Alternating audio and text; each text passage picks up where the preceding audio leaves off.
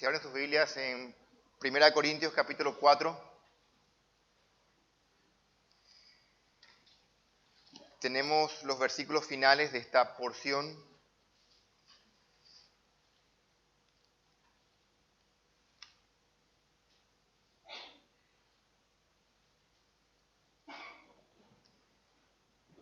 Le explico lo que vamos a hacer. Vamos a leer los versículos 14 al 21, que es una unidad de pensamiento, pero vamos a dividir el sermón en dos partes. Así que vamos a predicarlo hoy hasta el 17, pero vamos a estudiarlo como una unidad en dos partes, ¿está bien? Así que leemos completo del 14 al 21. Dice Pablo: no escribo esto para avergonzaros, sino para amonestaros como a hijos míos amados. Porque aunque tengáis 10,000 años en Cristo, no tendréis muchos padres, pues en Cristo Jesús yo os engendré por medio del Evangelio. Por tanto, os ruego que me imitéis.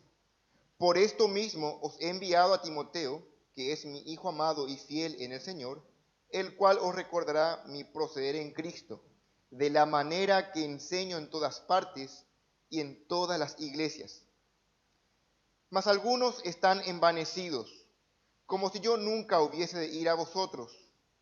Pero iré pronto a vosotros, si el Señor quiere, y conoceré no las palabras, sino el poder de los que andan envanecidos. Porque el reino de Dios no consiste en palabras, sino en poder. ¿Qué queréis? ¿Iré a vosotros con vara o con amor y espíritu de mansedumbre? Bueno, hermanos, aquí tenemos una porción impresionante de las Escrituras. Si usted como yo, no le va a gustar que le amonesten.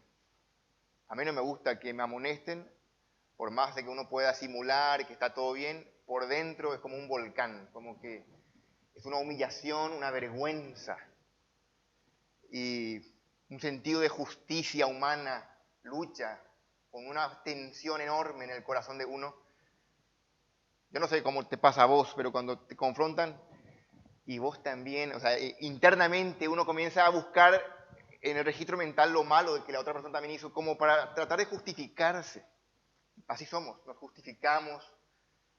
No nos gusta que nos amonesten, que nos confronten el pecado.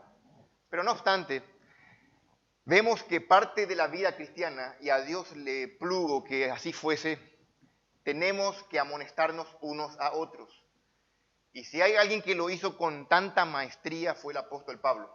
Y el apóstol Pablo aquí presenta un patrón, características que podemos derivar acerca de su trabajo pastoral, cómo el apóstol Pablo amonestó a los hermanos. Y es impresionante cómo podemos quitar principios prácticos.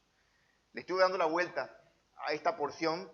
Como notarán, es una porción eminentemente pastoral. Si esto fuera una conferencia de pastores, iba a ser en un sentido fácil, porque el texto permite quitar características de cómo debe ser un pastor, es un padre espiritual y características de lo que es un padre espiritual.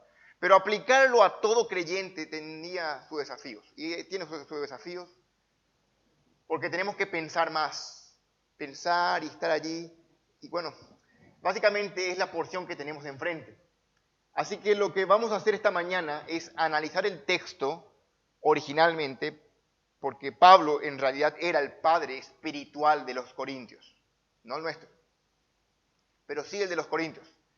Y a la luz de ese argumento es que Pablo va a actuar en consecuencia y podemos derivar varias implicaciones, varios principios que nos enseñan, a fin de cuentas, cómo es que podemos luchar contra el egoísmo, contra la falsa autopercepción, pero entre otras cosas, lo más importante es cómo podemos amonestar bíblicamente. Y eso es muy importante. Como recordarán ustedes, en el capítulo 1, versículo 10, el debate comenzó allí, cuando Pablo les dice a ellos que habléis todos una misma cosa, que no haya entre vosotros divisiones, sino que estéis perfectamente unidos en una misma mente y en un mismo parecer. Ahí empieza todo. Luego del saludo, Pablo comienza a plantar el problema que había divisiones en Corinto. Y él les pide que sean de un mismo sentir, una misma mente, que no haya divisiones. Y aunque parece que el problema ya quedó concluido, para Pablo no, había mucho aún que aclarar. Es delicado, porque varias cosas tenía que aclarar Pablo, y una de ellas es recuperar su autoridad. ¿Cómo es que Pablo recupera su autoridad sin anular con el codo todo lo que había dicho antes? De que eran siervos de Cristo, de que cada uno, que el Señor es el que se encarga de la obra. ¿Cómo logra Pablo? Y es notable que Pablo logra recuperar su autoridad al argumentar correctamente. Y es impresionante que él no hace un uso excesivo de autoridad. Ya vimos en la porción que predicó Ricardo, la anterior, cuando Pablo compara la vida de un apóstol con la vida que ellos pretendían tener para vergüenza. Es una vergüenza comparar eso. Los apóstoles estaban pasándola mal, no tenían hogar, andaban de aquí para allá. Sin embargo, ellos en teoría reinaban, ellos pensaban que ya estaban satisfechos. Pablo tiene que usar sarcasmo, ironía, para golpearles fuertemente. Es notable cómo le haces notar a alguien que está envanecido, a una persona que se cree de más, cómo le haces notar que no.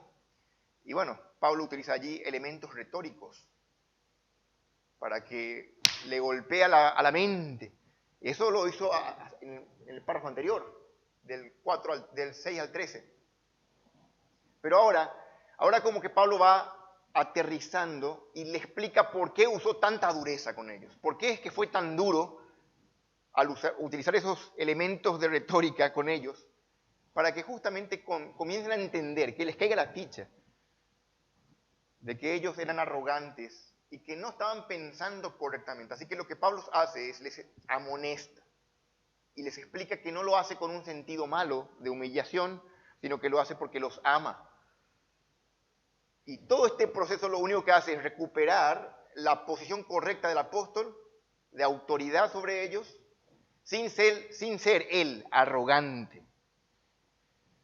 Y al hacer esto nos deja a nosotros con principios muy buenos, muy lindos, que podemos mirar, meditar en ellos.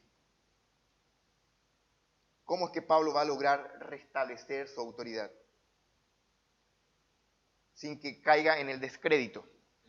Bueno, lo va a hacer usando metáforas. La metáfora que viene usando a lo largo de toda la carta, primero se presenta a los líderes como servidores, como agricultor, como colaborador, como constructor, como esclavo de las galeras, como un mayordomo, y ahora va a utilizar la metáfora de un padre. Y es notable que en la cultura greco-romana, ustedes saben la patria potestad, el padre es el que tenía la mayor autoridad. Al Pablo presentarse como padre, estaba recuperando su autoridad sobre los corintios y al mismo tiempo estableciendo la pauta general sobre la cual él va a hablar. Yo a ustedes les engendré en Cristo. Yo les prediqué el Evangelio. Así que espiritualmente soy vuestro Padre. Y eso da como que en un sentido la explicación de por qué fue tan duro. Y ahora mismo también une, porque lo que Pablo va a hacer ahora es mucho más delicado. Pablo no solamente les va a decir, entiendan mi argumento, Pablo va a ir mucho más lejos. Pablo va a decirles, vean mi vida e imítenla. Y eso choca, parece, a nuestro oído, pero no es orgulloso, vamos a explicar eso. Aunque parece raro que una persona diga, imítenme, en Pablo no lo es. Y en la manera en que lo usa también, cae justito en el argumento. Así que hermanos, esta mañana la propuesta práctica que tenemos al ver estos pasajes es cómo amonestar bíblicamente. ¿Cuáles son las características de una amonestación bíblica? Son 5 puntos, esta mañana veremos 3. 3 puntos de 5 veremos. Pero les digo los 5, que van del 14 al 21. Esta mañana vamos a ver 3 de ellos. ¿Cuáles son las características de una amonestación bíblica? En primer lugar, una amonestación bíblica no busca avergonzar. En segundo lugar, una amonestación bíblica ama o surge del amor. En tercer lugar, la amonestación bíblica no solo corrige, sino que da un ejemplo coherente. En cuarto lugar, una amonestación bíblica se caracteriza por enseñar la verdad. Y en último lugar, la amonestación bíblica es amor con firmeza. Eso incluye la disciplina de confrontar el pecado. Eso vamos a ver el siguiente domingo, si Dios permite. Así que hermanos, esta mañana vamos a ver los primeros 3 puntos y sin dar más tiempo, sin dar más vueltas, cómo amonestar bíblicamente. Este no es un trabajo exclusivamente pastoral. A Dios le gusta la idea de que en la iglesia los unos a los otros crezcamos en todo, dice la Escritura. Y la manera de hacerlo es no sencillamente llenando nuestras mentes con información. O si no, seríamos como una especie de facultad. Nosotros venimos, pero estamos en un proceso continuo de santificación, en una lucha contra el pecado. Esto es práctico. Ayer hablando con los adolescentes estábamos viendo que, a diferencia del colegio, ellos vienen a la iglesia con un ánimo de aprender, pero no aprender información, sino aprender a conformar sus vidas a la Biblia. Y eso lleva mucho trabajo. Lleva mucho más que sencillamente aprender información nueva. No estamos coleccionando datos. Nosotros venimos aquí para luchar contra el viejo hombre, para santificarnos, para crecer en la fe. Y lo hacemos gracias a la palabra de Dios, al estudio riguroso, fiel. Pero también es cierto que Dios se vale de medios. Santifícalos en tu verdad, tu palabra es verdad. Y vamos a crecer cuando la verdad aplicamos a nuestras vidas, y esto es gracias a las relaciones matrimonial, amistad, entre hermanos, miembro pastor. Obviamente, estas relaciones que Dios permite en la iglesia ayudan a que se dé lugar a la amonestación bíblica. Pero tenemos que ver qué es la amonestación bíblica a la luz de lo que no es. En primer lugar, entonces, ¿cuáles son las características de la amonestación bíblica? Amonestar bíblicamente no es avergonzar. Versículo 14. No escribo esto para avergonzaros, sino para amonestaros. Aquí la idea es, Pablo no quería humillar a ellos, a los corintios, a pesar de que les habló muy duro. Tienen que ahora dar cuenta de por qué usó sarcasmo, por qué usó ironía con ellos, por qué él les habló así. Porque era necesario. Y él aquí le dice, yo no le escribo esto con esta intención. Ciertamente, en otras partes de la carta, Pablo va a decir, para vergüenza vuestra lo digo. Pero no es ahora el momento. Aquí lo está explicando de una forma muy amable. Y Pablo los dice, yo a ustedes les hablé fuerte para que entiendan. No para humillarlos, sino para amonestarlos. Aquí la palabra amonestar es neuteteo, que significa poner algo en la mente. Esto es advertir o reprender. Presupone que hay algo equivocado que se tiene que corregir, se tiene que producir un cambio, ya sea en actitud, en creencia, en hábitos, en estilo de vida, lo que se necesite. Esa advertencia tiene el propósito de lograr el cambio.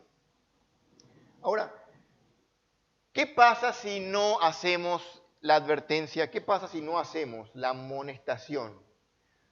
Te voy a decir lo que pasa. Con un ejemplo. ¿Qué pasa si un padre no disciplina, no estorba en sus pecados a sus hijos? El pecado va a crecer, la conciencia se va a cauterizar y se va a producir. Ese error se va a convertir en rebeldía y en un pecado cada vez más impertinente. Eso lo leemos en varios ejemplos de la Biblia.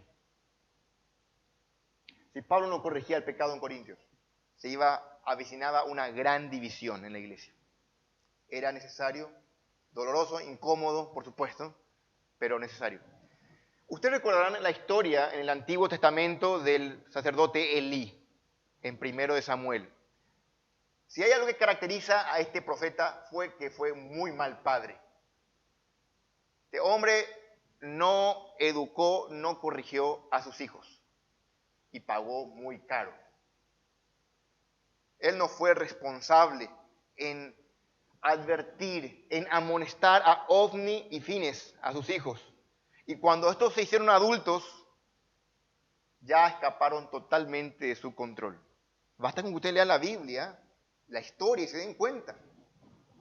No amonestar es muy peligroso. Los hijos de Elí abusaron de su rol como sacerdotes, robaron de la ofrenda, tomaron el sacrificio, cometieron adulterio con las mujeres que servían en el tabernáculo, se corrompieron totalmente y pareciera que su padre ni siquiera se enteraba. Elí se enteró por cuando le denunciaron, así que no tenía ni idea de lo que estaba pasando. Las escrituras cuentan un final trágico para Elí y sus hijos. ¿Por qué? Porque no les amonestó. Yo no sé, hermano, hay algunos padres que pretenden tomar el camino moderno de no darle guacha, no darle corrección a sus hijos, no amonestarles, sino que ser moderno, estar a la onda con la libertad que el mundo da hoy día, ser tecnológico. Y muchos confunden en eso y sencillamente ignoran lo que las escrituras enseñan. El sacerdote Elí, no sé qué habrá pasado con él, pero él honró más a sus hijos que a Dios y pagó el precio. Que no te pase lo mismo. Que no nos pase como iglesia el hecho de por no sufrir la incomodidad, no amonestamos. Ya sea al hermano, a un familiar. Ahora, es cierto, tenemos que amonestar, pero tenemos que amonestar de manera correcta. Yo soy el menos indicado, hermanos, para hablarte de esto.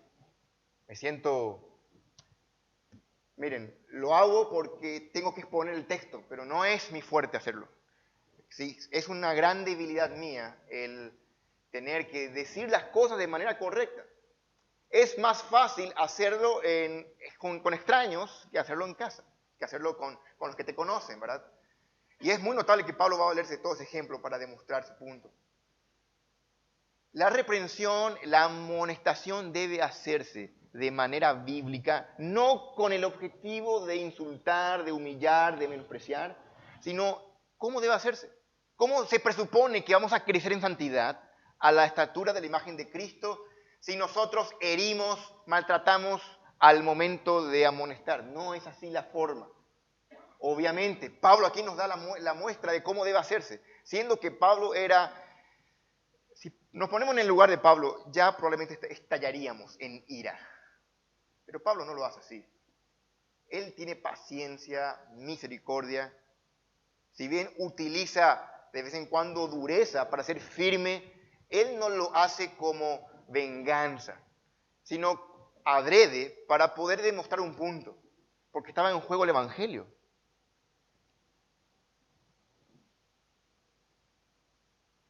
Así que al enfatizar su posición como padre, Pablo va a reafirmar la verdad de que él tiene autoridad sobre ellos, la patria potestad, en un sentido ellos conocían muy bien eso. Pues en Cristo Jesús yo os engendré, dice Pablo, por medio del Evangelio. Eso es el versículo 15 dice. ¿Y qué pasa con la autoridad? No debe ser cuestionada, debe obedecerse. Un hijo tiene que acatar lo que el padre le enseña. No era el caso con los corintios. Los corintios estaban no solamente no acatando lo que Pablo decía, sino que estaban cuestionando si realmente Pablo era un apóstol, si realmente merecía ser escuchado. Algunos hasta quizás cuestionaban si era creyente, porque Pablo no tenía lo que los falsos maestros tenían, prosperidad, no tenía una buena presencia, dinero, y Pablo ya le demostró que nada que ver, no es así. Pablo había fundado Corinto, él había predicado el Evangelio, y mediante su predicación, su ministerio, el Señor usó eso para salvar a muchos. Muchos fueron salvos por la predicación y el ministerio de Pablo, así que Pablo podía decirle con autoridad, yo soy el padre de ustedes. Los otros que vinieron después no eran sus padres, eran como niñeros, guardianes, aquí el término griego es ayos, y Pablo va a explicar enseguida eso. Aunque tengan 10.000 ayos, es una exageración, aunque tengan muchísimos maestros, muchísimos guardianes, Muchísimos tutores tienen un solo padre. Es muy notable el argumento, bien fino, como Pablo Bailar, sin ser orgulloso.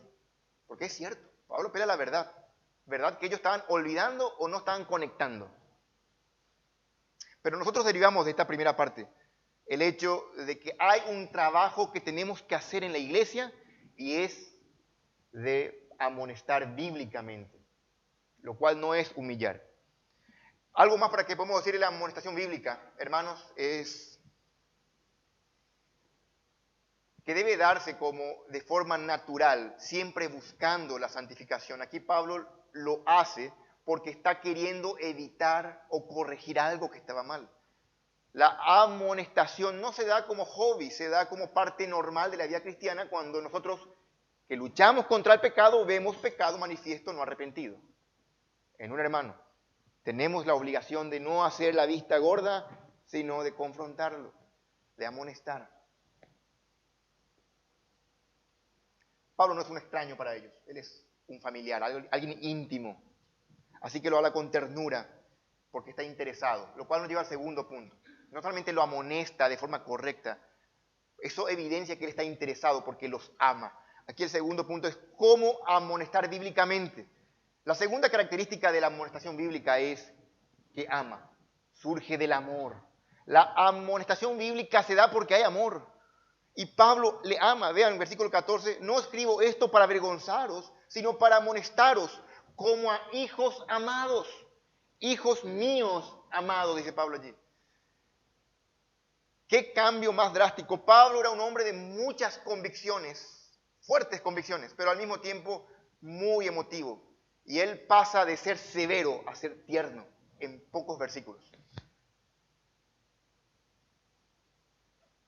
Ya en el capítulo 3, Pablo se refirió a los corintios como, en el capítulo 1, 2 y 3 se refiere a ellos como mis hermanos, varias veces.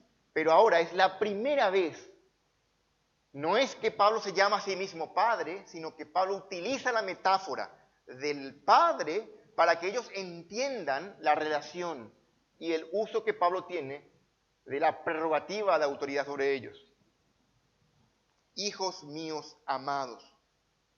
Amados viene de la palabra agapao, que significa en un sentido más un amor fuerte y profundo. Es el amor fraternal, el amor tierno. Y esto está dispuesto en el discipulado, el maestro y su discípulo. Cada creyente genuino alguna vez tendrá un discípulo. Eso es categórico. Si es creyente, va a tener una persona la cual engendró en el Evangelio. Cualquier creyente en algún momento va a ser padre espiritual de otro. En algún momento.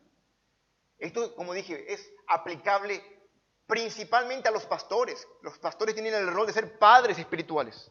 Pero en un sentido podemos llevar la verdad a aplicarla a cada creyente en particular por su trabajo de amonestación bíblica y también por su amor hacia otros creyentes. Se presupone, claro que sí, cada creyente ama. El amor de Dios ha sido derramado en nuestros corazones. Y vamos a notar que no es tan fácil amar. El amor que Pablo tenía por ellos no es cualquier cosa. Abrí tu Biblia en 2 Corintios 12.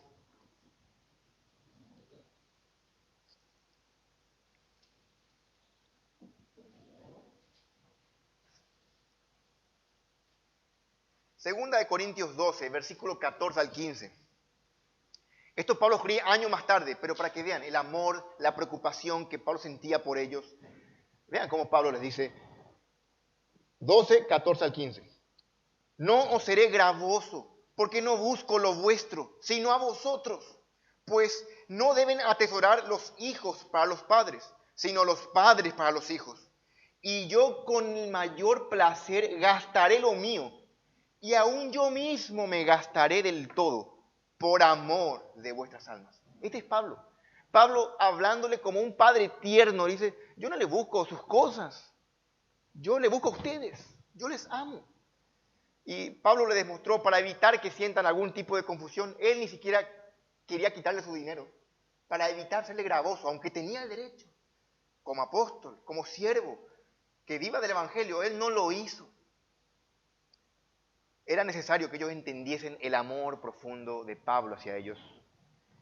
Ahora, nosotros estamos mirando aquí el amor de Pablo, el apóstol, podemos decir, pero todo creyente tiene que amar así. Un amor sacrificial. El amor de por sí es sacrificial. Es fácil amar a aquellos que te aman. Jesús dijo, ¿y qué hacéis de más? Hasta los impíos vemos que aman a los suyos. ¿Y vosotros qué hacéis de más? El amor cristiano es sacrificial porque nosotros amamos a aquellos que no hacen daño. Amamos a los enemigos. Amamos a aquellos que no nos ven con buenos ojos y que hablan mal de nosotros. Pablo ese es el caso. Aquí Pablo estaba amándoles a aquellos que decían que él era feo, que era mala presencia, que no predicaba bien, que no tenía verba, etc. Todo lo que decían por él. Y Pablo los amaba.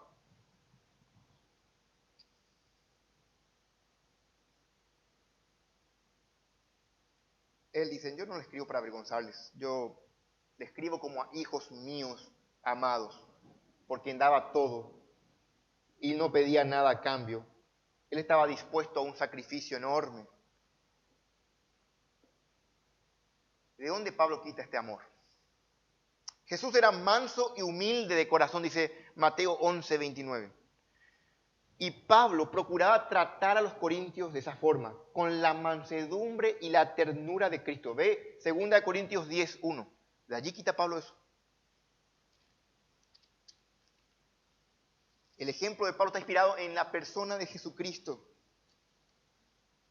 Dice Pablo en 2 Corintios 10:1, yo, Pablo, os ruego por la mansedumbre y ternura de Cristo.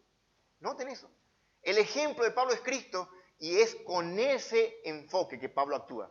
Y así ama. Ama con la mirada puesta en Cristo. Un comentarista dice que los hijos espirituales, al igual que los hijos naturales, a los hijos físicos, crecen muy lentamente. Nadie nace maduro, sino que deben ser instruidos a la medida que van creciendo con amor, con bondad. Si a un hijo se le educa de esa forma, también a los hijos espirituales. No hay que recurrir a la dureza, a la brutalidad, a ser faltos de amor, y eso lo evidencia Pablo. Cuando lo que amamos está en peligro, no podemos evitar la preocupación, estar preocupados. Cuanto más sufren o más en peligro están los que amamos, más amenazados están, mayor será la intensidad del amor. Deberíamos tener esa clase de amor. Un amor que ve el peligro que corren aquellos que amamos y amonestarles. No callarnos. Martín Lutero decía que Dios le guarde, que Dios le cuide de él sostener un impío silencio al conocer la verdad. La verdad es un privilegio conocer, una gracia de Dios. Guardarla en silencio es malvado, es perverso. La amonestación, decir las cosas de la manera correcta es el trabajo que tenemos si es que nos amamos. Hay un versículo que me encantó, está en Hechos 20. Abrí un rato tu Biblia, estos son versículos muy buenos, te quedan en la memoria.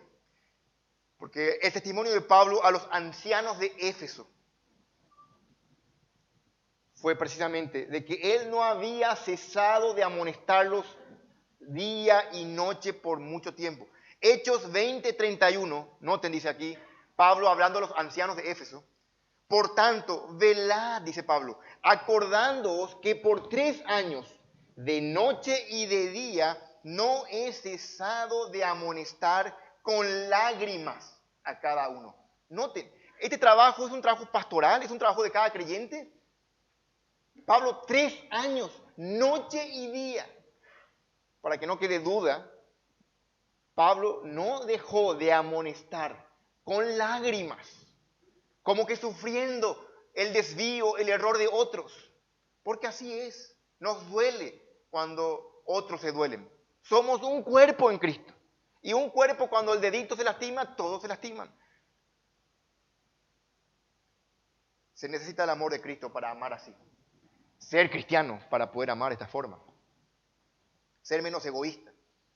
Por eso dijimos que podemos derivar principios de cómo aplicar y Pablo está terminando la sección aquí de las divisiones. La gran primera división que costó 4 capítulos, termina las divisiones y esto es al no ser egoísta, para pensar en otros, amonestando a otros, amando a otros. Eso hay que renunciar al egoísmo. La verdadera amonestación se preocupa de forma amorosa, ora por sus hermanos, para luego actuar de manera correcta. Ahora, noten que el amor de Pablo no solamente está manifiesto en sus palabras, yo les amo, hijos míos amados, sino que también va en tono con su argumento, porque Pablo dice en versículo 15, porque aunque tengáis 10,000 años en Cristo, no tendréis muchos padres. Y aquí él compara el amor que tienen los otros maestros, que son los ayos, con el amor de un padre. Y eso es muy fácil de entender. Un niño puede tener a lo largo de toda su niñez varios tutores, varios maestros, varios profesores, varios cuidadores, pero un solo padre. Es más, cuando el niño deja de ser niño, se vuelve adulto, ya no necesita un tutor. Eso dice Pablo en Gálatas. Pero siempre va a tener un padre. Aún aunque sea adulto, el adulto reconoce a sus padres. Y es el punto aquí de Pablo. Ustedes, aunque tengan 10,000, vean esta exageración de Pablo, 10,000 maestros, porque aquí la idea es Pedro, Apolo, Cefas, están aquí la lista de nombres de varios hombres rimbombantes que hablaban con lucidez, con mucha argumentación, con mucha dicción. Pablo, aunque tengan demasiados maestros, tienen un solo padre. Y voy a ser siempre su padre. ¿Y cómo ama un padre? De manera única. Un maestro ama durante el tiempo que está con el niño. Pero luego el maestro va o el tutor va con otra familia y ya quizás se olvida. El padre no. La palabra aquí, aunque tengáis 10,000 años, es una palabra que no se tradujo, se transliteró a sí mismo al español. Significa esclavos encargados del cuidado. Se encargaban muchas veces de guardiar, de cuidar a los niños. Pero Pablo entiende que un guardián no es lo mismo que un padre, por eso él dice, os ruego que me imitéis. Como cualquier otro, el niño imita a su padre. Así que si ustedes son mis hijos espirituales, imítenme. Yo les amo y les voy a amar como un padre ama a sus hijos. Y si estoy preocupado es porque son mis hijos. Por tanto, les ruego, mis queridos, imítenme, dice Pablo. Ahora, antes de avanzar al siguiente punto, vamos a considerar si hay o no hay contradicción bíblica en el pedido de Pablo, en el hecho que Pablo se llama Padre espiritual de los Corintios. Ustedes van a recordar, yo les leo, en Mateo 23:9, el Señor Jesucristo dice, y no llamen Padre a nadie en la tierra, porque ustedes tienen un solo Padre y Él está en el cielo. ¿Acaso Pablo está descuidando este mandamiento? ¿Se olvidó Pablo de lo que dijo Cristo y aquí escribió por error el hecho de que Él es Padre espiritual de los Corintios? No, no precisamente. Tenemos que ver el contexto de las palabras de Cristo y de lo que Pablo está diciendo para poder entender. Y es muy sencillo. Cuando Jesús habló estas palabras, lo habló en presencia de los líderes religiosos judíos. Porque ellos, en la época de ellos, había un término popular que era, entre comillas, los padres. Esto vino a ser muy popular para referirse a los antiguos maestros de la ley, a los grandes maestros de la ley, los padres de la ley. Estos títulos, dice Jesús, fomentaban el orgullo. Así que Cristo dice, no le llamen a nadie así. Cuando Pablo usa el término padre, ningún apóstol nunca se llama padre, nunca. Pablo usa la figura del padre, no el título, la figura del padre, así como usó del agricultor, así como usó del remero, del siervo, la figura del padre para argumentar un punto, una verdad real de que él les engendró en Cristo. Noten siempre que Pablo en Cristo yo os engendré. Es muy distinto.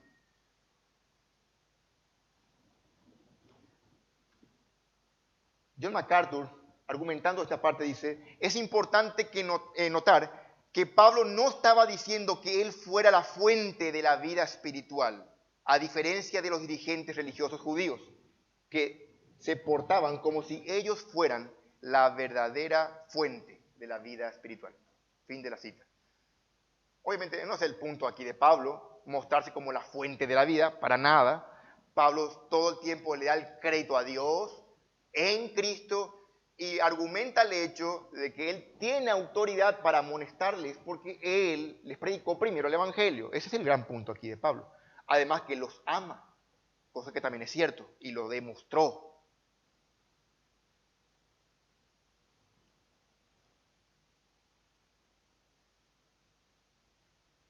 Pero vamos a ver en tercer lugar, la tercera característica esta mañana.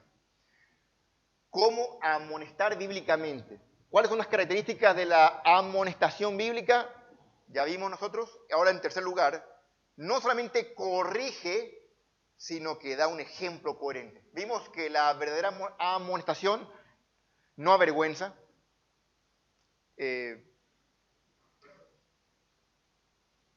Ama, surge del amor y ahora da un ejemplo coherente. Versículo 16, dice aquí Pablo, por tanto, os ruego que me imitéis. Y aquí hay un imperativo, aparece un imperativo en medio de esta porción. Imitadores, es la palabra griega mimetes, de donde viene la palabra mimo. Ustedes conocen un mimo, ¿verdad? No me pidan que le haga, pero ustedes saben lo que es un mimo. Un mimo es alguien que imita lo que ve, lo que el otro está haciendo.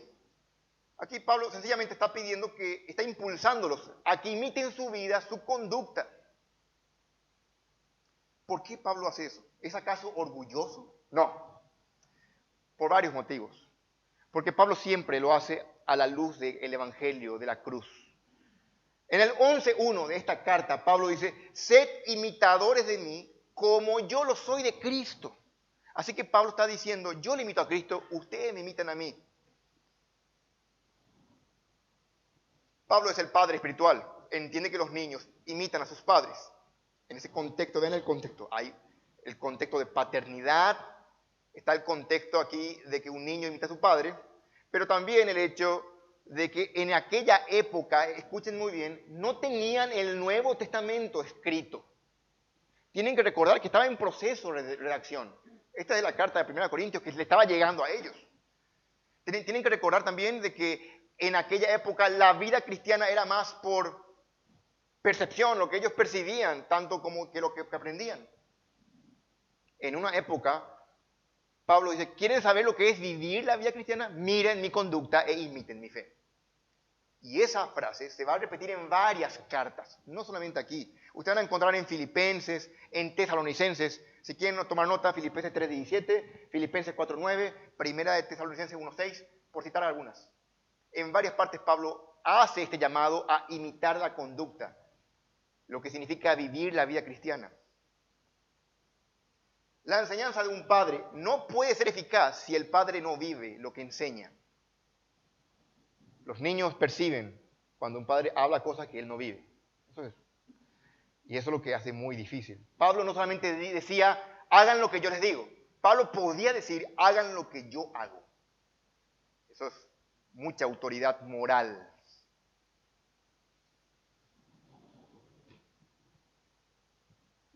¿Qué podemos decir del imperativo? Una orden, imiten. Bueno, los corintios acababan de salir del paganismo. Su forma de vida era, como dijimos, percibida, más captada que enseñada. Así que miraban a Pablo, iban a aprender cómo vivir sus vidas, cómo encarar las situaciones diversas en varios escenarios, en cuanto al dinero, en cuanto al amor al mundo, en cuanto al amor por otros, en cuanto a cómo resolver los conflictos, etc. En cada área, miren a Pablo. Pablo es un ejemplo de cómo se debe vivir la vida cristiana. Nosotros estamos mirando el ejemplo de Pablo de cómo amonestar ahora, por ejemplo. Así que Pablo está hablando en un sentido muy amplio de qué es lo que específicamente ellos debían de imitar. Bueno, por el contexto inmediato, Pablo tenía en mente el hecho de que no debían juzgarse a sí mismos, del 4, 1 al 7. El capítulo 4 dice, no juzguéis nada antes de tiempo. ¿Se acuerdan? Así que limiten a Pablo en el hecho de no apresurarse a emitir un juicio, sino dejar el lugar a Dios. En segundo lugar, estaba pensando a no enorgullecerse en ningún líder humano, que no se jacten en ningún líder humano.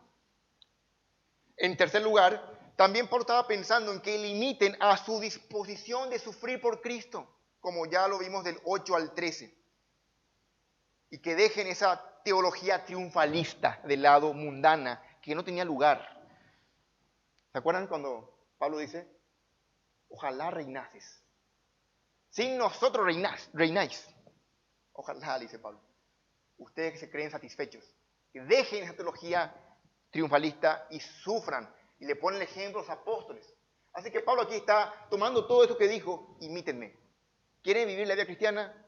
No es como dicen los maestros falsos allí, que tienen que ser poderosos campeones, ricos, tienen que saber hablar en varios idiomas. No, dice Pablo. La verdadera fe, el verdadero creyente, y presenta a Pablo, es esto, ser humildes, sufrir por Cristo. Me gustó mucho esto, lo que comenta MacArthur, quiero compartir con ustedes, dice él, el hogar es uno de los lugares más difíciles para discipular. Cuando discipulamos a los que no pertenecen a nuestra familia, muy a menudo solo nos ven en situaciones ideales, donde resulta fácil actuar como personas espirituales y maduras. Pero nuestros hijos nos ven en todos nuestros estados de humor, en todas nuestras actitudes y reacciones. Saben de primera mano si estamos viviendo a la altura de lo que estamos tratando de enseñarles a ellos. Si no es verdad, la mayor parte de nuestra instrucción y amonestación caerá en oídos sordos. Dice MacArthur, aun si los amamos sinceramente, lo más probable es que nuestros hijos sigan lo que hacemos, no lo que decimos. Fin de la cita. Esto habla porque justamente habla del ejemplo de los padres. Cuando los padres enseñan a los hijos. Mi hijo lee tu Biblia, pero vos no lees tu Biblia, él va a seguir tu ejemplo, no tus palabras. Así que discipular en la casa es muy difícil, porque ahí te conocen como realmente sos. Aquí en la iglesia ven un aspecto nuestro, ven nuestras sonrisas, nuestro buen trato. Difícilmente explotamos aquí, difícilmente sale nuestro lado negro, nuestro lado oscuro. Difícilmente, y ojalá que nunca. Pero deberíamos ser íntegros, ser la misma persona en todas partes. Es más, con los seres amados deberíamos ser más amables. Eso es lo lógico. Pero por el pecado, la realidad es distinta. Por el pecado es que mi mal carácter, mi mal genio se ve en casa.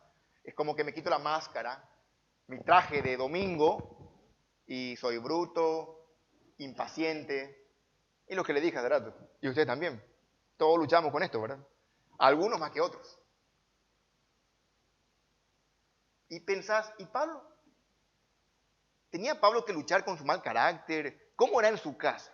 Qué fácil para Pablo hablar, porque claro, él venía una vez al año y la gente ve, no es así. Para evitar ese pensamiento, Pablo, vean lo que Pablo hace, la maestría aquí de Pablo. Pablo dice, les voy a enviar a mi hijo amado para que él les hable a ustedes, para que él les cuente mi proceder. Vean allí el versículo 17. Por esto mismo os he enviado a Timoteo, que es mi hijo amado y fiel en el Señor, el cual os recordará mi proceder en Cristo. Noten, ¿quieren ver cómo yo vivo en casa? Aquí le envío a Timoteo. Él va a mostrarle mi proceder en Cristo, en cómo soy todo el tiempo y cómo enseño en todas las iglesias. Que yo no es que cambio mi chip en iglesia, según el nivel económico. Pablo es el mismo en todas partes. Esto es muy transparente de Pablo, el ruego que Pablo tiene. Nos hace pensar que el Evangelio no solamente es un conocimiento adecuado, no es una doctrina correcta solamente, sino es una conducta correcta. Y como iglesia podemos decir, y todo el tiempo decimos, la sana doctrina, cuidemos la sana doctrina, vayamos al texto, la supremacía de las escrituras, la verdad, todo está bien. Pero si eso no modifica nuestra conducta, hermanos, seremos literalmente con doblez, no seremos íntegros. Por eso es importante la amonestación, que nos amonesten todo el tiempo, aunque no nos duela, y que nosotros nos amonestemos para aplicar lo que las Escrituras dicen en cada área. No es cosa fácil. Timoteo iba a ser un testigo ocular válido, un recordatorio viviente del ministerio de Pablo, de cómo Pablo procedía. Timoteo le iba a mostrar a ellos la humildad cristiana de Pablo, iba a disipar cualquier duda que ellos tuvieran acerca del ministerio de Pablo, si Pablo era divisor, si Pablo era como los falsos maestros acusaban a Pablo. Timoteo iba a disipar muchas dudas. Los hijos deben ser como sus padres, y Timoteo era una réplica de Pablo. Noten cómo empieza el versículo 17. Por esto, dice aquí el versículo, esta expresión une lo que viene diciendo de que me imiten con lo que sigue. ¿Qué relación tiene el hecho que Pablo da un imperativo, imítenme, con el hecho de que va a enviar a Timoteo? Justamente lo que estamos hablando, que Timoteo podía ayudarles a ellos a imitar mejor a Pablo. Timoteo podía clarificar, porque es muy difícil cuando uno se defiende. Es muy difícil diferenciar cuándo es una defensa lícita de un autobombo. Así que para Pablo es más cómodo que Timoteo explicase el ministerio de él antes que él mismo se defienda. Es muy sabio lo que Pablo hace.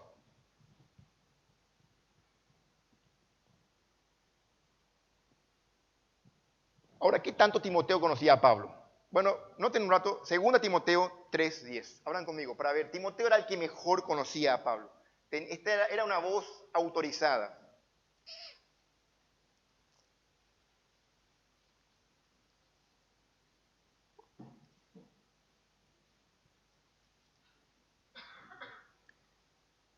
Dice 2 Timoteo 3:10 al 11.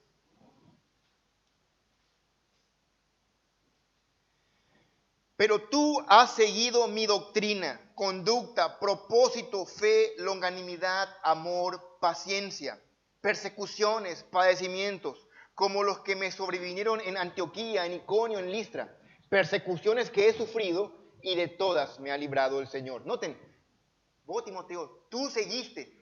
Y aquí le lista todo lo que siguió. Timoteo era una réplica de Pablo. Timoteo podía decir que le conocía a Pablo de forma bien completa.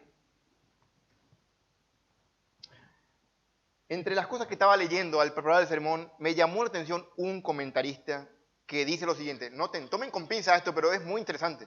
Dice este hombre, los adjetivos empleados por Pablo, que Timoteo era amado y fiel, para describir a Timoteo son indirectas para los corintios, ya que ellos nunca amaban a Pablo y ciertamente no le eran fieles. No sé, me hace pensar, ¿eh? Además, dice este hombre, Pablo nunca emplea el adjetivo fiel para describir a los corintios. Fin de la cita. Si había una congregación que no era fiel a Pablo, que no le amaba a Pablo o que le tenía con malos ojos, era Corinto. La iglesia a la que Pablo destinó mucho tiempo. Tenía un gran amor por ellos. Pablo va a decir más adelante, porque amando más, soy amado menos, va a decir Pablo. Suelo usar ese versículo fuera de contexto para hinchar a algunos, pero Pablo lo usa de forma correcta, porque realmente él le amaba a muchos a ellos. Él le amaba de forma entrañable, con el amor sincero de Cristo. Y sin embargo, ellos no. No era recíproco. Qué duro cuando no es recíproco, ¿verdad? Pero hay madurez en Pablo. Y esa madurez hace que él pueda tener paciencia y con bondad guiarles a, como hace la amonestación bíblica. Hermanos, cuando amonestamos a alguien bíblicamente, buscamos una cosa. Deberíamos buscar una cosa, el arrepentimiento, la restauración. Hay algunos creyentes que andan en cacerías de brujas, buscando el pecado de algunos para aniquilarlos. Y eso es triste. Y cualquiera de nosotros puede ser culpable de eso, sabiendo que todos pecamos. Deberíamos buscar más bien el arrepentimiento, de que dejen el pecado, sabiendo que todos somos pecadores. Te digo más, ¿querés saber qué significa Gálatas 6:1? Cuando vos lees en Gálatas cómo restaurar a alguien, Pablo aquí lo está viviendo. Pablo está aplicando lo que enseña en Gálatas 6, lo está aplicando aquí, ahora. Es una una pasantía ante tus ojos de lo que significa aplicar a la vida Gálatas 6, 1 al 3. Impresionante. Por cierto, algo más también que Timoteo iba a hacer es, había pasado mucho tiempo de que Pablo no iba a Corinto. Los hermanos en Corinto podían pensar, y de hecho pensaban, eran mal pensados, estaban pensando cualquier cosa de Pablo. Así que Timoteo, su trabajo era ir, mostrar el ministerio, el proceder de Pablo, cómo era la vida de Pablo, atestiguar lo fiel que era Cristo al ministerio, de que no era un divisor. Y iba a explicarles de por qué tanto tiempo Pablo no venía y qué estaba haciendo. Bueno, estaba haciendo trabajos de misiones en otras áreas. No es que estaba vagando, no es que estaba descansando, vacaciones. Pablo estaba matándose, trabajando en otras áreas. Y por eso nada más no podía venir a Corinto. Él venía a explicarles todo eso a ellos.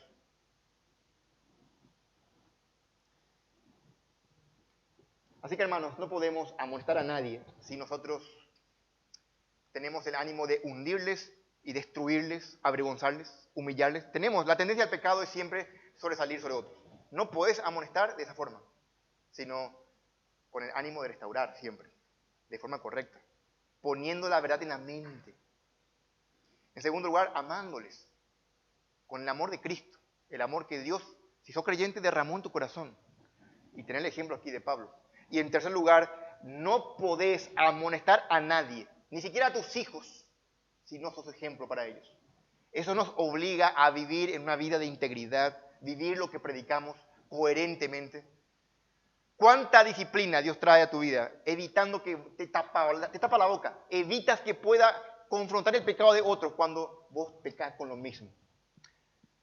Varias personas piden consejos sobre qué hacer con tal o cual situación y no pueden decir nada porque están haciendo el mismo pecado. La forma de poder amonestar es, primero, uno ser ejemplo, viviendo la verdad, para luego llevar a los otros. No como legalistas, miren cómo ustedes no viven pecadores, sino que llevándoles en amor a que ellos también lo logren. Eso es lo que hace el amor. En conclusión, hermanos, esta primera parte son 5 puntos, vimos 3 esta mañana. Pero vamos a concluir estos primeros 3 puntos para digerir un poco. Estas 3 características de la amonestación bíblica son importantes a nuestro entender. Porque no hacerlo es un gran peligro para la iglesia. Los pecados se amontonan, se acumulan, se normalizan y se cauteriza la conciencia. Y cada vez nos alejamos más. Pero también una verdad que tenemos que enfatizar es que tenemos que ser humildes, no solo para amonestar, sino para recibir la amonestación. No es trabajo fácil para el que va a amonestar. Piensen, no es fácil. Yo nunca fui fácil para el que me amonestaba. Yo imagino la carga tremenda, la incomodidad, qué trabajo. Y solamente se explica en la gracia de Dios que alguien lo haga así, de forma desinteresada. Eso es digno de amar, hermanos. Cuando alguien se anima a romper la vergüenza, la timidez y entrar en confianza y hablarte, hay que valorar eso, agradecer a Dios por la valentía de hacerlo. Y el que lo hace con el espíritu correcto, con amor, con ánimo de restaurar, sin juzgarle, como dice Gálatas, considerándote a ti mismo, no sea que tú también caigas en lo mismo. Por eso es importante tomar Gálatas 6 como parámetro de cómo restaurar a alguien, tú que te crees espiritual, pero tomar el ejemplo de Pablo. Hermanos, que Dios bendiga su palabra en la iglesia. Amén. Padre Santo, gracias por este ejemplo maravilloso que encontramos aquí del proceder del apóstol Pablo. Nosotros no somos así, Señor. Somos brutos, ásperos, impacientes, intolerantes. Inconscientemente, Señor, nos creemos más que otros. Y si alguien no está a nuestra altura, ya nos enfadamos, hablamos mal. Señor, te pedimos perdón por eso. Queremos crecer en nuestra vida cristiana, queremos cumplir este deber tan duro de amonestar a otros y también recibir la amonestación con gozo, sabiendo que es para nuestro bien, que tú buscas y usas todas las cosas para ayudarnos a crecer a la imagen de Cristo. Te lo pedimos, Señor, en tu nombre. Amén.